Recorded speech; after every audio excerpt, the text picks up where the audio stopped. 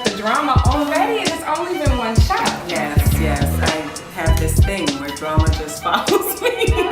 Not intentionally, but you know, I'm the type of person who speaks my mind and, you know, just try to always stay true to who I am.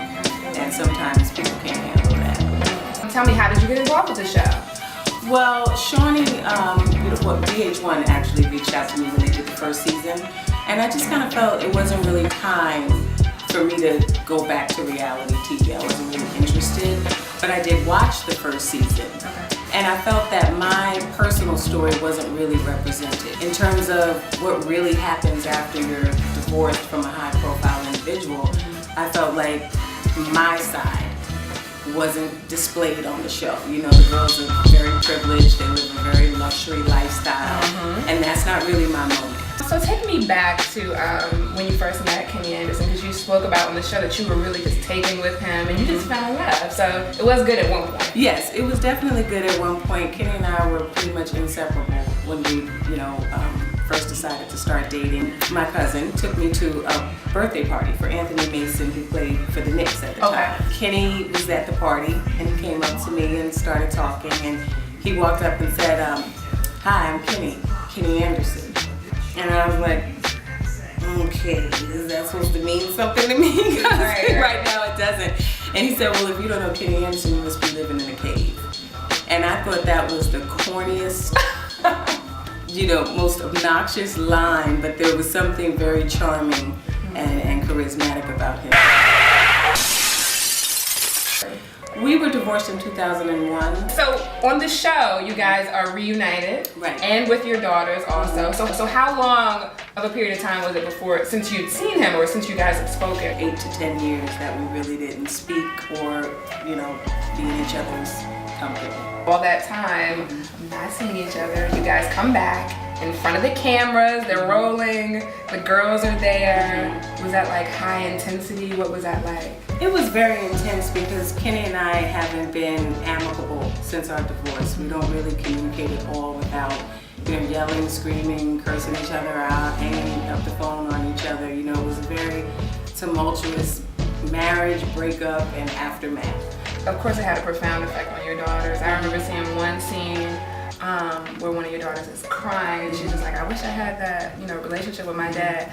What effect did that have on you to see your daughter? You know? Well, the truth of the matter is I've witnessed those emotions in my daughter for a long time. So this was just really Kenny seeing it for the first time. I want, you know, men that aren't necessarily upholding their responsibilities, not only financially but emotionally. You get divorced, you know the woman don't get along, it's not working out, that's fine, but you don't divorce your children. You have to make every effort to still be in their lives because, especially girls, you know, they need that male figure. So I just wanted him to hear from her how she really felt. Now, I know there was an issue with the child support. Yes. Has he caught up? There's still an issue with the child support.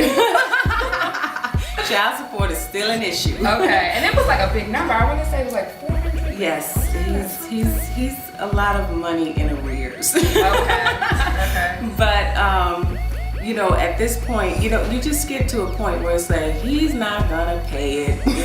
The courts aren't, you know, trying to help me. You know, I've got to do what I need to do for my kids, and just if he can be there emotionally, then that's a greater asset to my daughters than the financial. Although if he wants to contribute to the college fund now, it's time, it's coming up.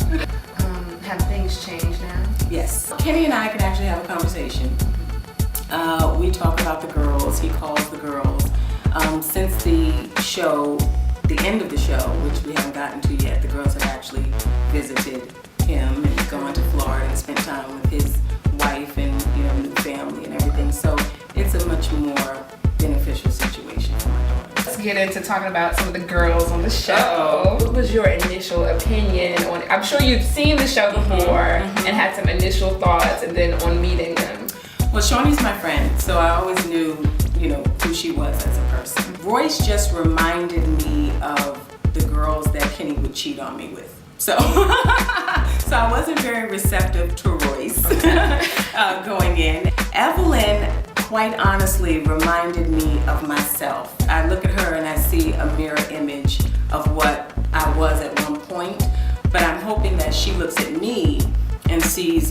introduction of what could possibly happen if you're not careful, if you're not smart in those situations, if you're not doing the right things and making the proper decisions. See what I went through, acknowledge it, and learn from it.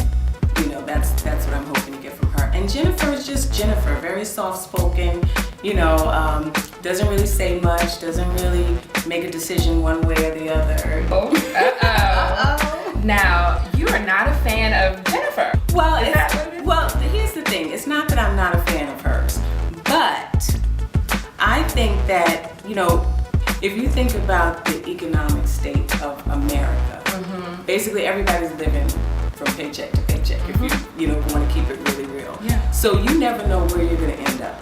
And I just feel like she made light of a situation that me and my daughters went through that was very sensitive to me. I was telling them I had never seen like a food stamp before. Oh yeah. Ooh, I didn't know I was having dinner with Jennifer Trump. When you do that, I have to speak on it. I have to check you. That's just who I am as a person. So we have definitely had our differences and our altercations, because I'm not gonna let you belittle me or make me feel less of a person because you're in what you feel is a better situation than me right now. Now, I remember you speaking about that on the show, that there was a point in time where you were using food stamps. And so, obviously, things have changed. Yes.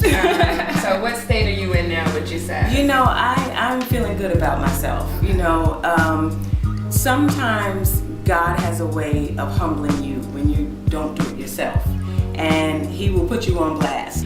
I fell into being a victim of the lifestyle that I had grown accustomed to. Not really understanding that, you know, finances weren't the same. The lifestyle that we had, and after the divorce, the finances that we were now blessed with didn't match up. The spending was more than the income. I looked around one day and the funds were depleted, and he stopped paying child support, and you know, I fell on a hardship. I went all the way down, regrouped, and you know, got back to Tami, to the things that are really important to me, to, you know, the things that I was raised on, the morals, the standards, the spiritual foundation. You know, I went back to that. I went and got my 9-to-5 job.